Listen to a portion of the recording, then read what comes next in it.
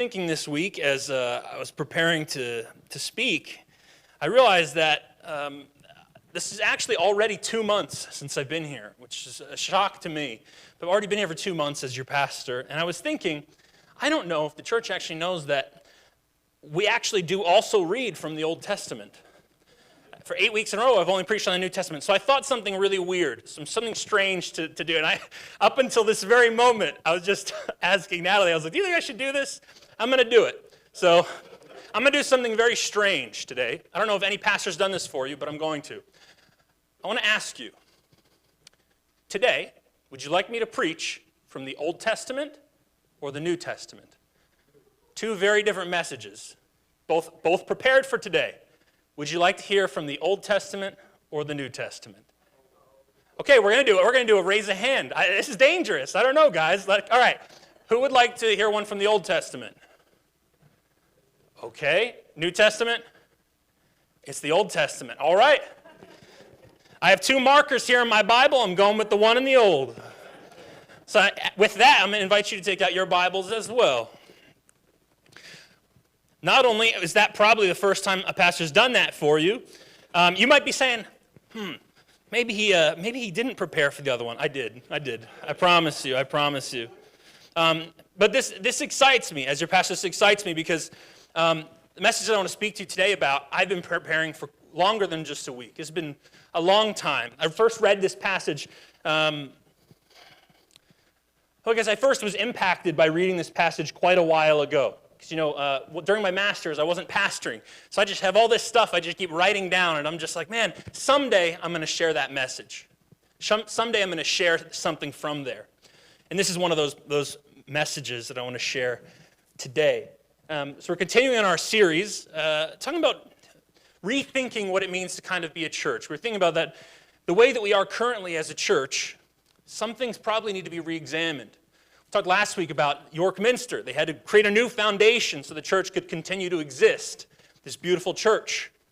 Same way for us as Christians, about the church, I think there's some things that need to be reinforced, rethought, re-examined to see, is that truly as stable as it is? Last week we looked at the Good Samaritan. Hopefully there were some new things that God revealed to us through that.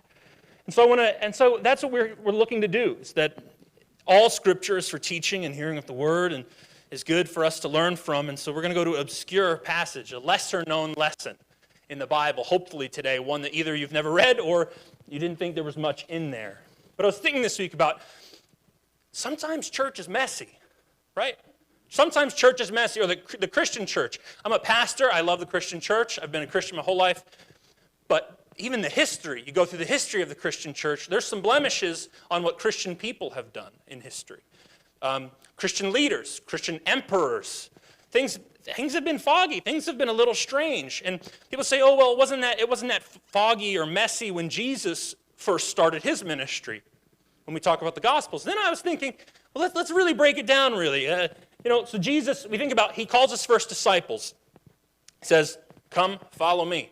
His disciples, some of them were literally fishing at the time, literally working their job with their family. Who's going to take their shift the rest of the day? It's the family business. What's going to happen to the family business when he walks and leaves? It doesn't just disappear. Jesus didn't have money. He didn't say, oh, I'll cover your family's business for the rest of your life so you can follow me. What about that? What about people who had wives or they had a soon-to-be spouse? Some of the young men that chose to follow Jesus, or even some young women that followed Jesus? What if some of them what about their families? What about their friends? What if some of them had financial obligations? Did they just walk away? That's a little messy. That's a little strange. What if they had a booked calendar and now they couldn't cancel it now? What about all of those things when Jesus interrupted? At that point, they were followers of Christ. But nothing really had changed yet. So I was thinking about, their students, they're now following this Jesus, this rabbi, they want to be like him. And we think about other people, think about a tax collector who followed Jesus. How many, do you think when he's trying to minister to some people, you don't think any of them hated him? Probably hated him. Hated tax collectors. Tax collectors were the worst in the Bible. Not only did they take how much was due to the government, they took some for themselves too. And you didn't even know if how much they were taking was actually how much you really owed. They were the ones that kept the ledger. So you had no way of being like, oh, let me check my books. There's no such thing. Or the blind, the lepers, the lame. What if your friend Harry gets healed but you're still blind. How come he got healed? What about me? Because they all hung out in packs of the sick and the lame in certain parts of the city. What if your friend, he now can see? What about me? Jesus didn't heal every single person in that area, as far as we know. What about them? Let's make some people jealous. That would make some messy situations, I think. So church, Christianity, being a Christian is sometimes, I would say, messy or fuzzy or foggy, strange. And so I think the sooner that we as Christians come to grips with that reality, I believe the healthier and the stronger we will be long term. If we allow us to say, okay, sometimes being a Christian, it could be a little messy. So I'll talk to you about a messy passage today. And I want to preface this by saying some of you probably will be mad by what I preach today. I don't take joy in that. But I just recognize, I think some people, I was upset by this passage. So some of you might also be upset by this passage based on what you've grown up learning or hearing about the Bible and what the Christian church means or what Christians are. So with that, I want to invite you to open up your Bibles. We're going to go to 2 Kings chapter 5. 2 Kings means it comes after the first one. So 2 Kings chapter 5. I'll give you some time to find that. It's after 1 Kings. It's after the books of Samuel. I'll give you some time to find that. We're going to be in the book of 2 Kings chapter 5 today. We're going to talk about this man named Naaman. Say Naaman. Naaman. We're going to talk about a man named Naaman. 2 Kings chapter 5. Is everyone there? Phones, Bibles, whatever you got. All right, 2 Kings chapter 5. We're going to start in verse 1, and we're going to go through this passage and see what the Lord has for us today. It says, Now Naaman was a commander of the army of the king of Aram. He was a great man in the sight of his master and highly regarded, because through him the Lord had given victory to Aram. He was a valiant soldier, but he had what? But that's a bad but. But he had leprosy. Let's pause there. We're going to do a lot of pausing in these scriptures. There's so much to unpack. Think about what a great honorific to be given to this man, a great valiant man. God worked through him. He did all of these things, but he had leprosy. So Aram, the Arameans, is what they would be, is not Israel. It's not the Jewish people. It's not the Israelites. It's not God's children. I guess you'd say this is the pagan nation, the pagan people. So isn't it interesting at the start of this passage that it says that because through him the Lord had given victory to Aram. So from the outset, God worked through a person that was not of his own tribe and caused them to win a war of not his own people. God is working sometimes in your enemy. And not just a low life. Sometimes God is working for some reason in a very great, valiant, strong man who is in a position of power. Some people thought God, in the times of the Old Testament, God's only ever on the good side. Maybe it's not good and bad sides. But never mind, I'm not poking people here, but through him, the Lord had given victory to Aram, to this nation, to this people. And God was working in this man, who we will come to know, did not even know that the Jewish God, the Hebrew God, even existed. So think about that. So he's leprosy, a skin disease, likely infectious. This probably doesn't mean that his limbs or body parts were falling off of him. But at the time, it did mean he probably had an infectious skin disease. It would prevent him from doing his full duties. Yet, he was still a great and valiant warrior and a great man, the Bible says, to the king of Aram. So let's keep reading this story. So he's a guy with leprosy. He's a great, powerful warrior. Verse 2, Now bands of raiders for Aram had gone out and had taken captive a young girl from Israel, a slave. And she served Naaman's wife. She said to her mistress, If only my master would see the prophet who is in Samaria, he would cure him of his leprosy. Interesting how God can even work through the misfortune and the horror of even a young girl who is a slave to bring about what we're going to find is a great healing, a great story that even God, despite a terrible situation of a young girl being taken into captivity, a Jewish girl, Israelite, into captivity, uses a small little slave girl to bring about change in the Bible. Verse 4, Naaman went to his master after he was told this, and he told him what the girl from Israel had said. By all means, go, the king of Aram replied. I will send a letter to the king of Israel. So Naaman left, taking with him 10 talents of silver, 6,000 shekels of gold, and 10 sets of clothing. To me, this screams desperation. Someone who is that willing to go that far for some healing is someone that's desperate for something. Desperate for healing. Desperate for a change. And so it goes from this, God inspires this little slave girl, this young girl, talks to Naaman's wife. Naaman's wife talks to Naaman. Naaman talks to the king of Aram, and then the king of Aram sends him to the king of Israel. This is all off of one sentence and phrase from a little slave girl from another nation. Isn't that pretty amazing? That's also pretty crazy that they're basing this entire interaction off of what a little slave girl says. Think about it, even today. I mean, obviously, words from a slave girl today, their slavery still exists today in many countries. Looks different than sometimes that it has. But think about this. All of this is based off the possibility of a slave girl, which just tells me and inspires me and draws my love for the Bible that in the most unlikely places and the lowliest of places, God still works. Even through terrible situations of a Jewish slave girl in another nation, somehow still brings about the glory of God. And that's part of the reasons why I love the Bible. It's the underdogs, it's the little ones, it's the, wow, this is terrible, but God somehow still finds a way to work through it all. So they're all basing this desperate act off of this, just a few words from this slave girl that's unnamed. And we keep reading in verse 6. So this letter that he took to the king of Israel read this. This is from the king of Aram to the king of Israel. With this letter I am sending my servant Naaman to you so that you can cure him of his leprosy. As soon as the king of Israel read the letter, he tore his robes and said, "Am I God? Can I kill and bring back to life? Why does this fellow send someone to me to be cured of his leprosy? See how he is trying to pick a quarrel with me." The two kingdoms did not get along clearly. And certainly they wouldn't get better as time goes on if we track the history. That's for another time. But why would the king of Aram think that I, the king of Israel, can cure Naaman's leprosy? If he can't cure it, why does he think I can? Clearly, he must be taunting me. He must be taunting me, trying to start a fight. It makes sense, right? If the king can't do it, why is he asking his enemy nation's king to do it? He says, I can't do it. Can you? Taunting him. He's clearly starting his fight. This strange interaction of, hey, can you cure my best soldier's leprosy? To his enemy? It's kind of a weird situation. It's strange. But nevertheless, the king of Israel gets very upset at this. It says, "What? I can't do that." Thinks he's taunting him. There's some interaction here. So Elisha comes to the scene. Verse 8. When Elisha, who's a prophet, the man of God, heard that the king of Israel had torn his robes, he sent him this message. "Why have you torn your robes? Have the man come to me, and he will know that there is a prophet in Israel." So Naaman went with his horses and chariots and stopped at the door of Elisha's house. Elisha's like, "Why'd you get upset? Chill out, man. Chill out, king. I got it. Why are you getting so angry? Why'd you tear your perfectly good clothes? You don't have to tear your clothes. That's a waste. I'll take care of it. Send him to me. You can't take care of it, but I can. Just send him to me. I got it. Just send him to me. I'll take care of it. No problem, man."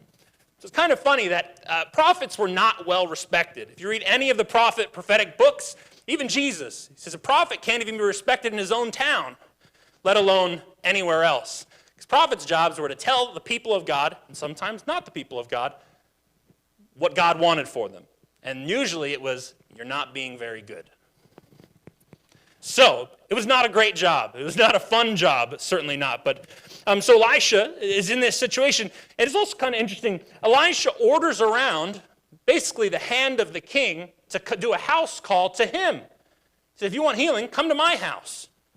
Neighboring nation, enemy, says, why don't you come all the way over to me, you great man of God, or you great man working with the king. Come all the way over to me. Prophets didn't have any money. Prophets weren't very well respected. They were men of God, but they had no money. They lived on the outskirts of the cities, like right outside the city because of safety, kind of like in a hut outside of the main towns and cities. So basically an army is rolling up on this little small hut I imagine Elisha was in. Some might say, oh, well, Elisha came from a rich family. That's true. He did come from a rich family. He really did. But he was no longer with his family. When he becomes a prophet, he burns a lot of the things behind him, so there's no way for him to turn back around and to go back into his old life. He no longer has those riches. He doesn't have any of those things. This poor prophet in a little house outside the city invites Naaman to come get healing, and a whole army descends on his house. So verse 10, Elisha sent a messenger to say to him, while Naaman is outside his front door, Elisha sent a messenger to say to him, go, wash yourself 7 times in the Jordan, and your flesh will be restored and you will be cleansed. So don't miss the fact that, once again, Naaman made this long trip with his soldiers in the army to Elisha's house, and Elisha doesn't even open the front door. Naaman's outside his front door. That's what the Bible says. I'm not interpreting that here. He stops at the door of Elisha's house, and Elisha basically texts him from the couch and says, hey, go take care of that. He doesn't even come to the door after a journey. If you invite me to your house for dinner sometime, you better come to the door and at least greet me, not be like, yeah, there's a Taco Bell down the street. Go take care of it. You know? Why would he invite him all the way over? And he says, yeah, just go send the messenger. What was Elisha doing? Why couldn't he come to the door? That's also quite rude, once again, from a prophet to do to a man of the king of the enemy nation. Not that prophets have sides or anything in this, but I just thought that's so interesting. Elisha doesn't even go out to meet them. And we see that there are some emotionally charged people in this story already. Multiple people getting mad, people getting angry, people storming away, and it just keeps escalating. How would you feel if that happened to you? So much for this man of God. Doesn't even come out to meet me. He sends some lowly messenger out the front door to come talk to me. So verse 11, surprise to no one, Naaman went away angry and said, I thought that he would surely come out to meet me and stand and call on the name of the Lord, his God, wave his hand over the spot and cure me of my leprosy. I want to speak to some of you today about that first thing that he says, his first words when he walks away angry and says, I thought that it would be like this. I thought that it would have looked differently. I thought that he would have come and met me. I thought he would have casted some spell over me. I thought that he would have some great answers. I thought that there would be fanfare. I thought that he would be out at the front door waiting for me. I thought there would be more people. I thought that. I always encourage people when we're dealing with things of God and things with people is that we always come with an open mind and an open heart. When we have preconceived notions about things of God, that's equivalent to saying don't put God in a box. It's really important to do that. Many people, I've found young people that go, specifically, usually young people, but now many people are figuring out what does church mean for them as they've taken some time off from COVID or from this or from that, and how things have gone, and tensions in the church, or race, politics, whatever it may be. People come to church, I feel like, I've been there too, they have this preconceived thing of I think church is going to go like this. And sometimes that even makes them not go and do it because they have these preconceived notions. They stop there. So he's angry that his expectations of what this event would be like are not matching up with the reality. And what does it cause him to do? He goes away. He leaves angry. He doesn't stay even. Nor does he obey what Elisha told him to do. He leaves angry because it wasn't what he thought.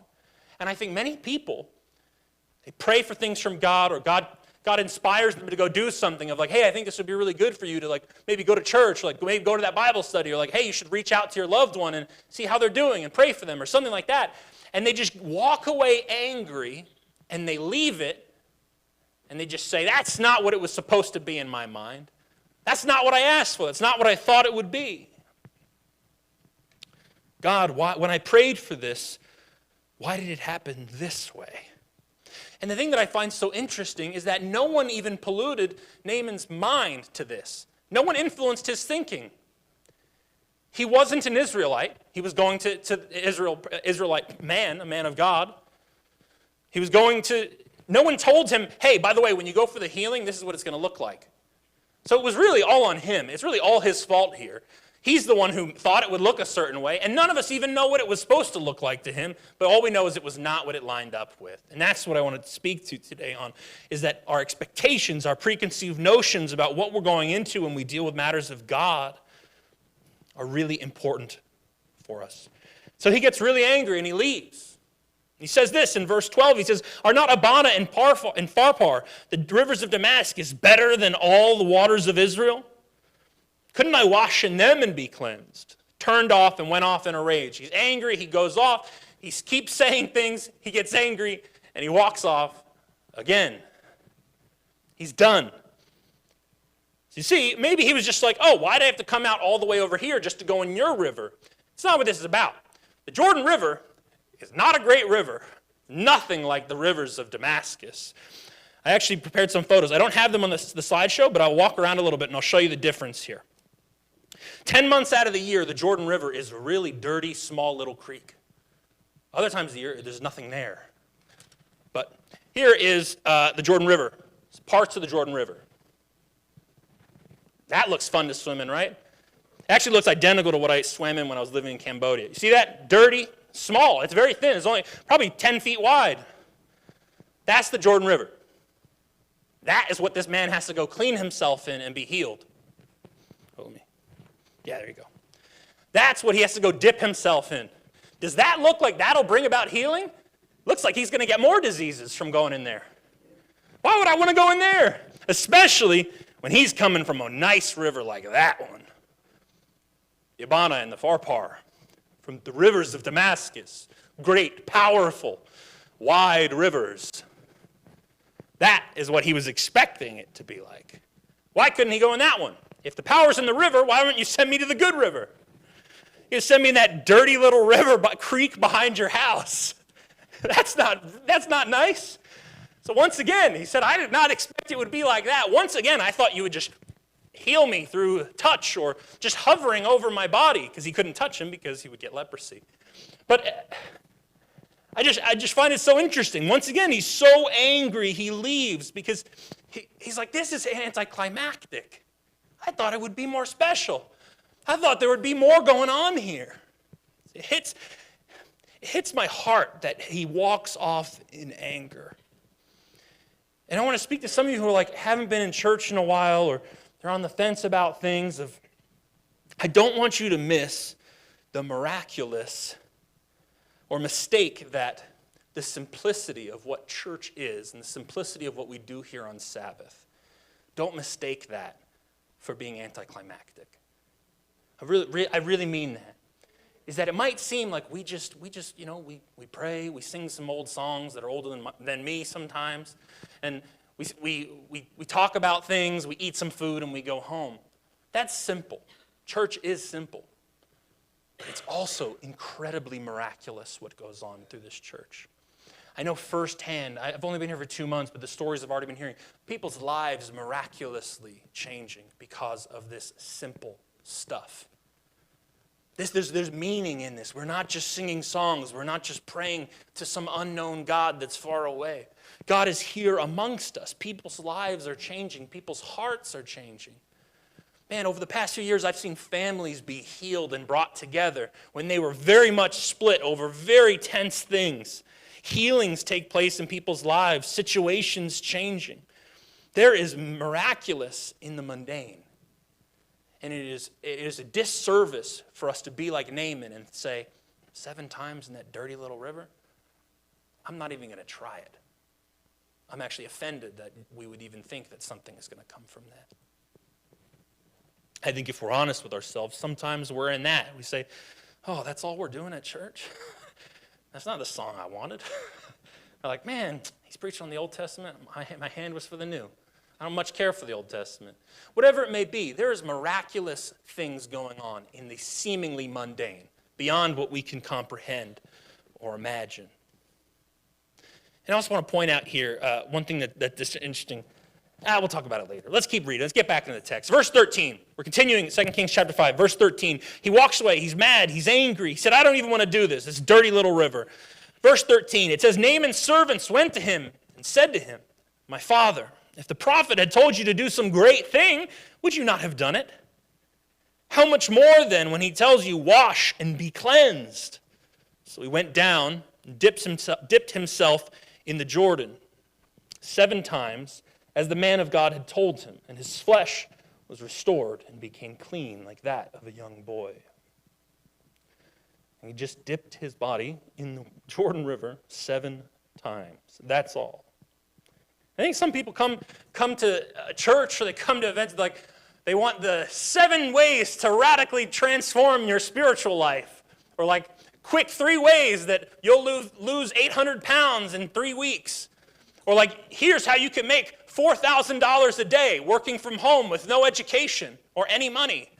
Like all of those things that are just like, that's what people look for, just the most insane things, preposterous things out of their life. And really, it was just, sometimes simple is really the best way. Hey, go dunk yourself 7 times in that river. And once again, this is where it comes into play that nations were very different in the Bible. And they are now. I mean, even East Coast, West Coast, there aren't even different nations, but they might as well be here in the States. Or like my life, like, it just is. I mean, we got parts of this city that are even factionized. I mean, if we want to talk about it, here in this city, very differing places that are, even here in Columbia, that have wildly different worldviews, wildly different perspectives and thoughts on things, and even people groups connect with each other and they stay in their little groups. So at the time, it was incredibly factionized in the Bible, incredibly factionized. And remember, Naaman at this time knows nothing about the other people. He knows nothing about Elisha's faith. Might I remind you, when he asked Elisha for things, he said, his God. Remember that. I mean, we can come back. He said, his God will heal me. When he was talking about Elisha. It's not his God. He doesn't even know the name of the Hebrew God. He just says, your God. He doesn't really understand things. He also misses the fact that the washing of the 7 times in the water is not because Elisha wanted him to squat some or like get some exercise. It was 7 times because that was in Leviticus. It's always back to Leviticus, isn't it? I mean, last week was all about Leviticus. Talking about Leviticus. In Leviticus, that was the ritual bathing for someone with leprosy when a priest or a prophet would say, hey, go bathe 7 times to a leper, specifically to a leper, leprosy, and they would come back out and he would check them. If not, he would say, okay, we'll try again some other time. So it's called mikveh. It was this ritual bathing for lepers. They would bathe 7 times. Elisha knew that. Naaman didn't. It wasn't a preposterous ask. It was actually quite normal. That was prescription, what he was giving to him. This is normal. That's how we treat things in the Hebrew world. So what separates Naaman from some people we know, or us, or our friends, is that Naaman, with his anger and his upsetness, he still reluctantly goes through with it. Some people let their anger and their emotions and their ego get in the way, and they say, I'm not going to do that. Naaman still is able to be somewhat saved and encouraged by his friends, his sons, his entourage, to still go through with it reluctantly. And I just want to speak to some of you today that even if you're doing it reluctantly, things for God, I think it's better than not doing it at all. I'll say that honestly. I'm going to go out on a limb and say that I think in time that will figure itself out. Nevertheless, his life is radically transformed. He's healed. All expectations are shattered. So he gets healing from God. What a wonderful story. He gets healed from God. There's a lot more going on here. Verse 15, Naaman and all of his attendants went back to the man of God, to Elisha. Because remember, Elisha didn't walk with him to the river. He didn't baptize him. He sent him to the river while he was still on his lazy boy. He stood before him. Finally, they meet face to face after he has been radically healed. Elisha didn't even see and prove that this guy actually had leprosy. He meets him face to face, and he says, now I know that there is no God in all the world except in Israel. So please accept the gift from your servant. You cannot miss that sentence of what he says. Remember, he was saying, I thought that it would be this way, and now what does his thought say? I know, my new thought is that there is no other God in the entire world other than in Israel. And it goes even beyond just being like, oh wow, there's no God except that one. Remember, polytheism still existed. They were polytheistic. His nation was. He had many gods. They had gods of every geographic location. They were location-based. And they had different names for the same gods. For example, Baal or Baal. That was what his god was. So he thought, we have a God here, you've got a God there, there's a God there, there's a God there. So he's not just exalting the Hebrew God above all the gods, he's saying that is the God above all.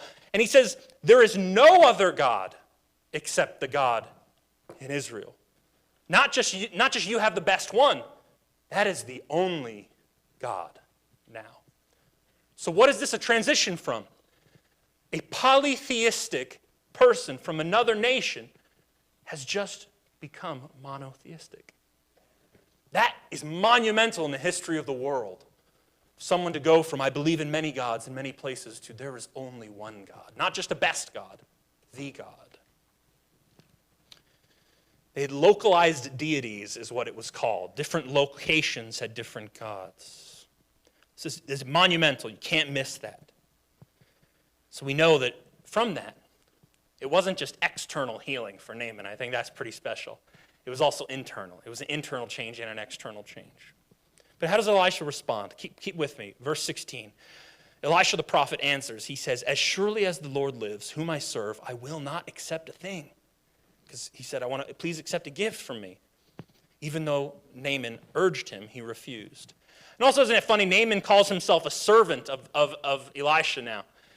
Naaman is an incredible man of wealth and power, and now he is even cured of his leprosy. And he's a man of the king, works for the king. Great, and he has God within him, it said it as well. And now he says, please accept a gift from me, your servant. He's been healed, he now believes in the Hebrew God, and he now says, I am your servant to the prophet. This weird role switch, this role reversal. And even though Naaman says, please let me give you a gift, please let me thank you for what you've done, Elisha refuses. I want to ask you, church, why do you think Elisha refused? Why?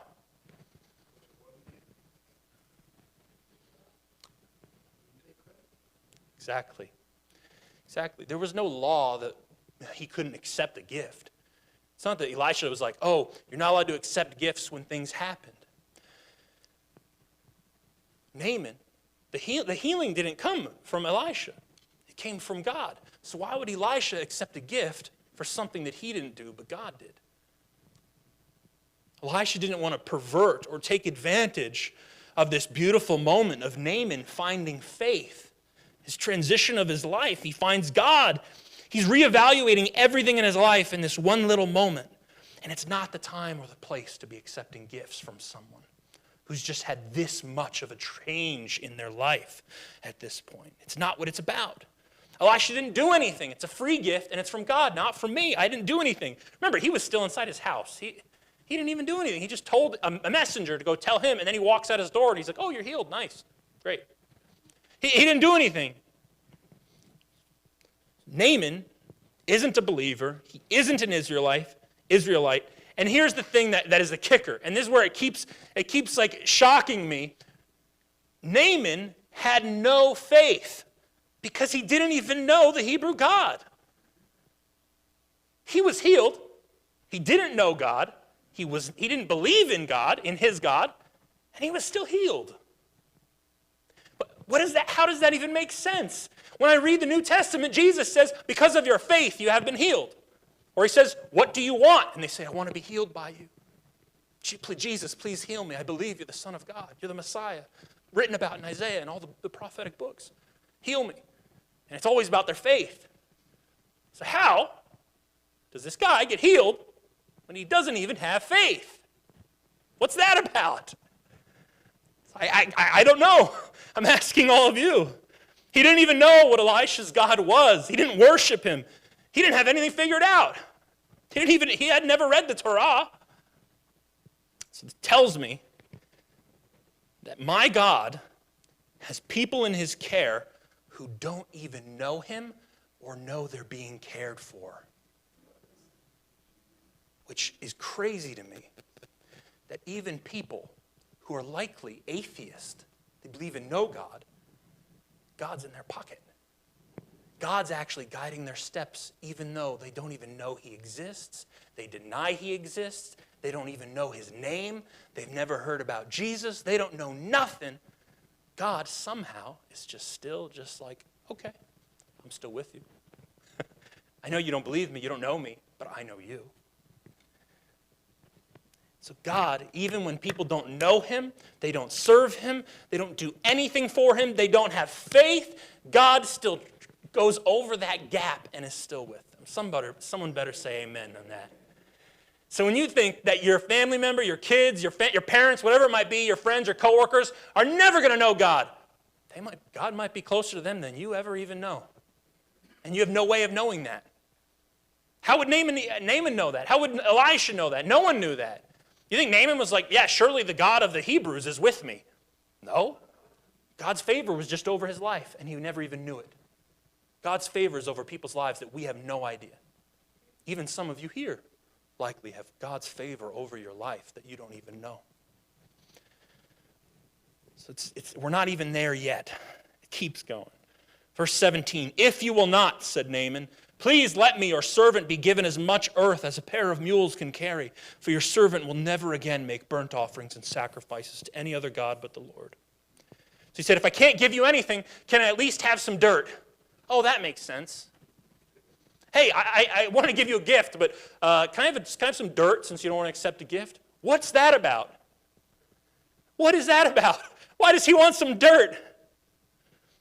Remember, I said factions. This is factionized. It was localized deities. They worshipped based in the land that they were on. So the dirt in Rimmon, where he's from, where he's going to worship, is for Rimmon. Which is another name for Baal. So, and the land in Israel is the land for the Israel God. There's different land for different gods.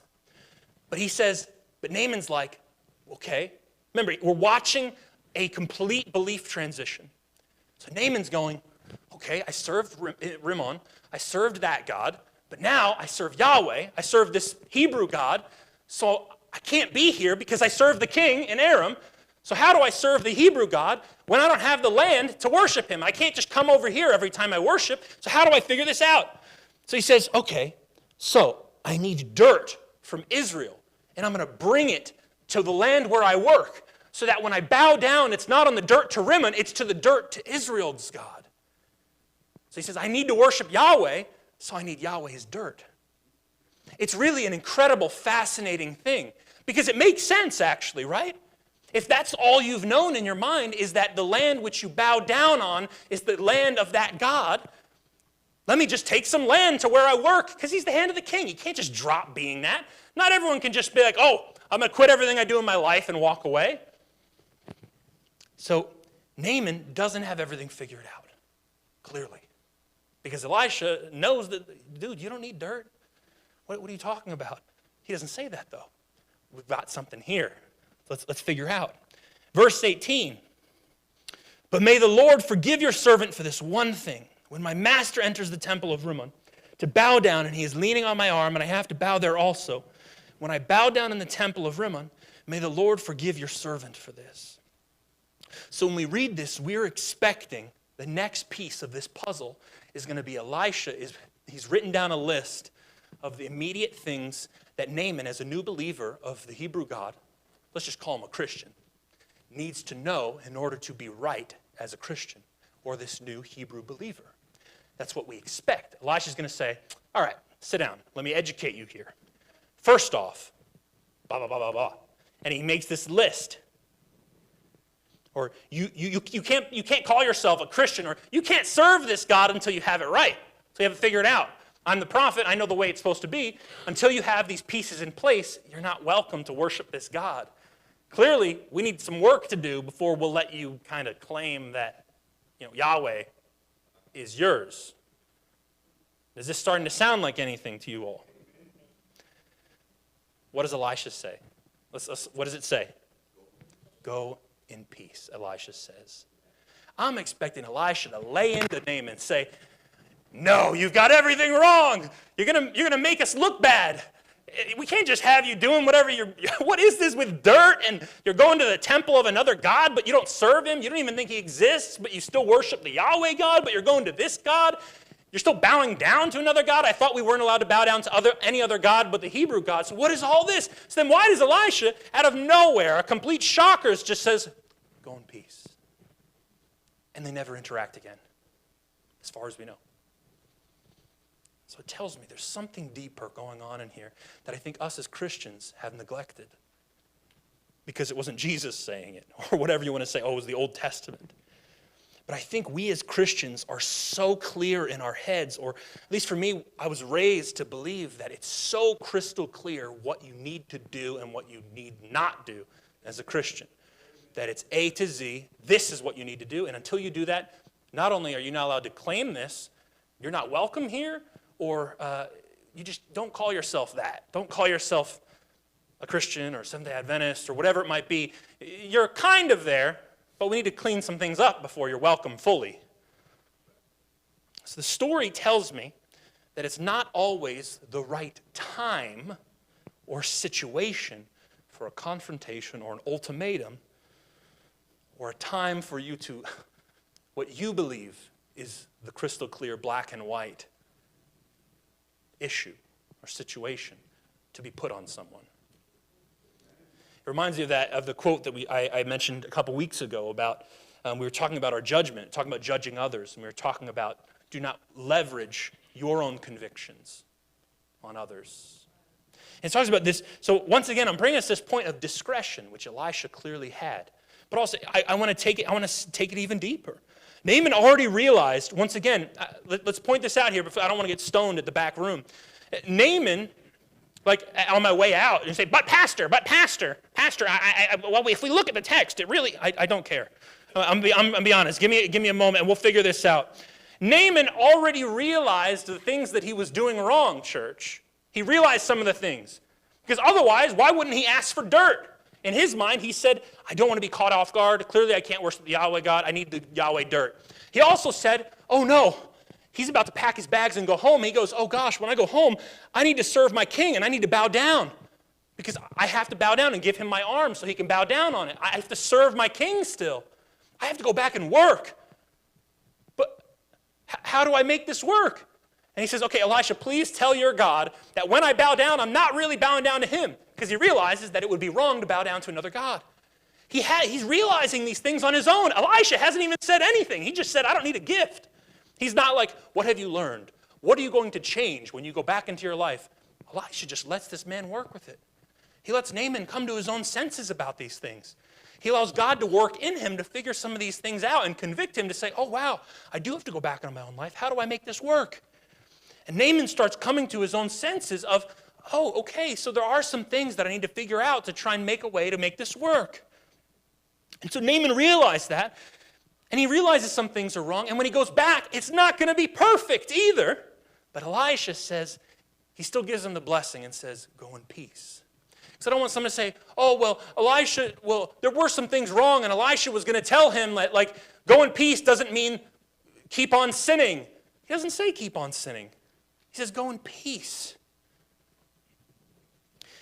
So Elisha knows that the dirt doesn't matter, right?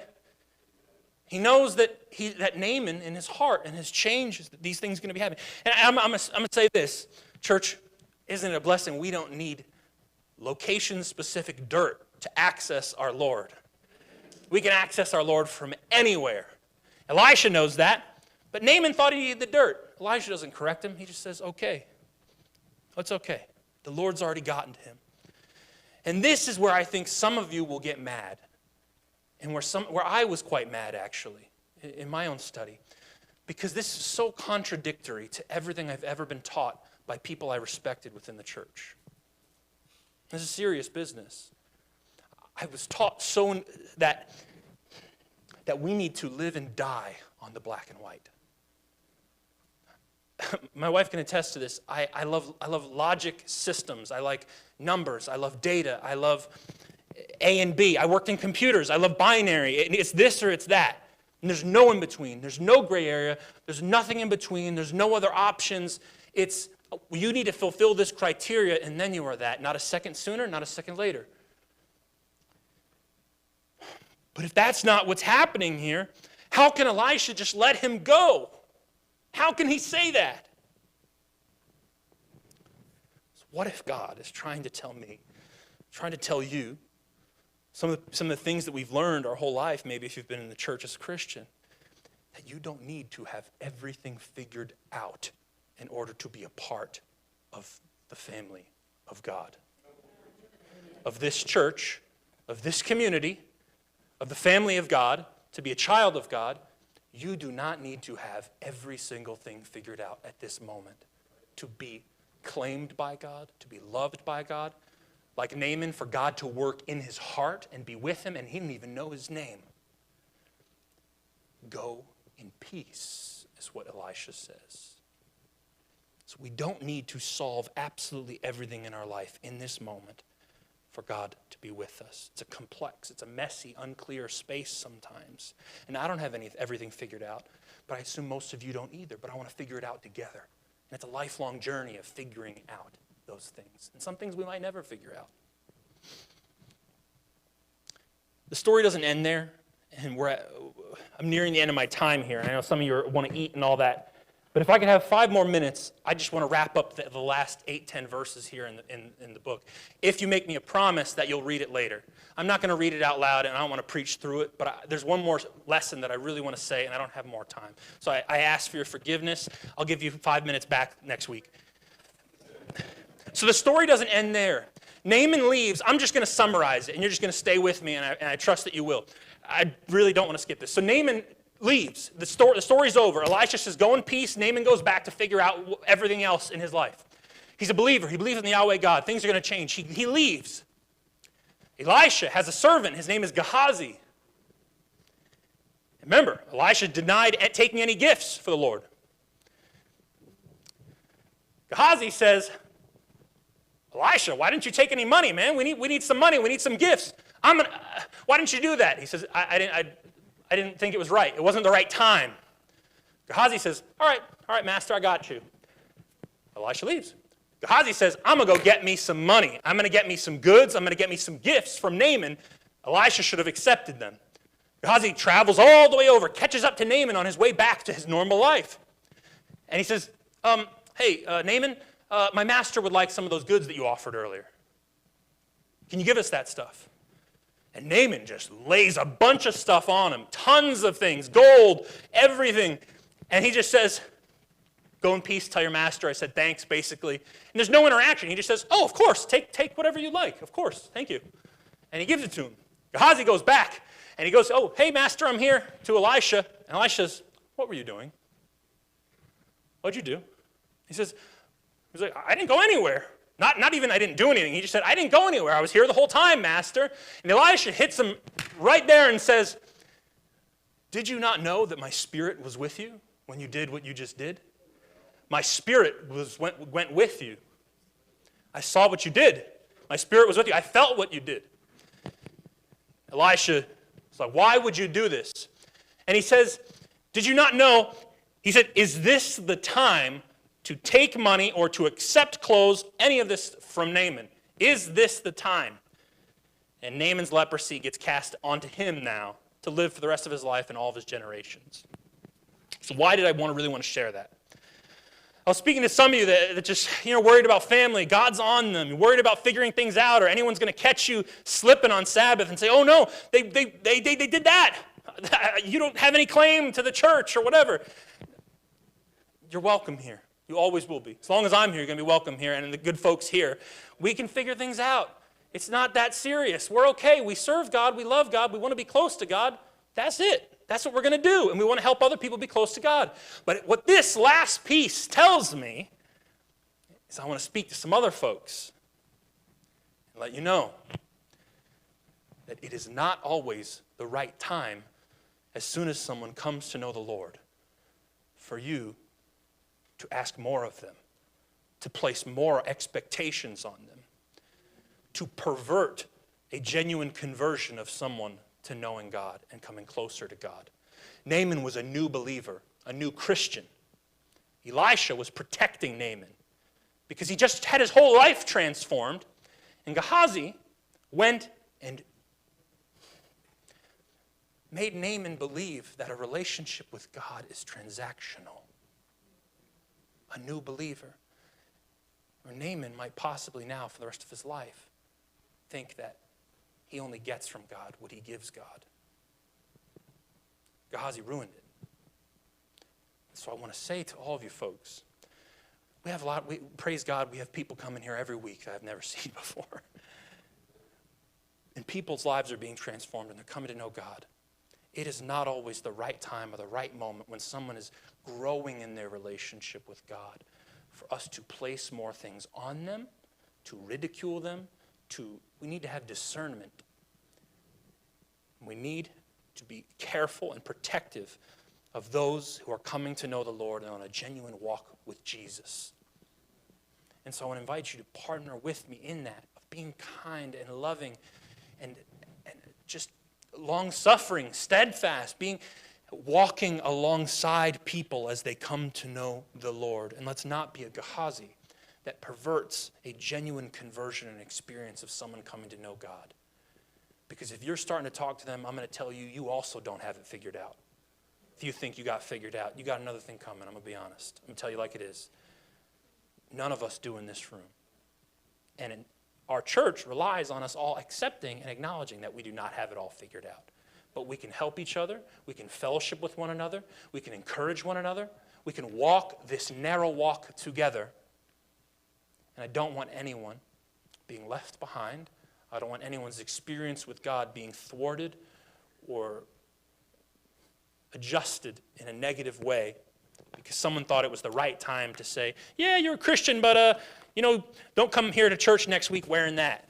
Or we don't listen to that. We don't do that. We don't need that. Come back when you figured it out. That happened to me in my early 20s at a church. I never went back to that church, and it took me 3 years before I set foot back in a church. And it wasn't of this denomination either. So I tell you, I'm your pastor now, but I left church for 3 years because someone told me I needed to go figure things out before I was welcome in their church. So it matters. And I'm sure people in here have family that's happened to, or they themselves. So I think I want to ask all of us to rise above that, to go deeper into the Bible and deeper in our love. And so I want to invite you to do that with me. Sorry for taking more of your time.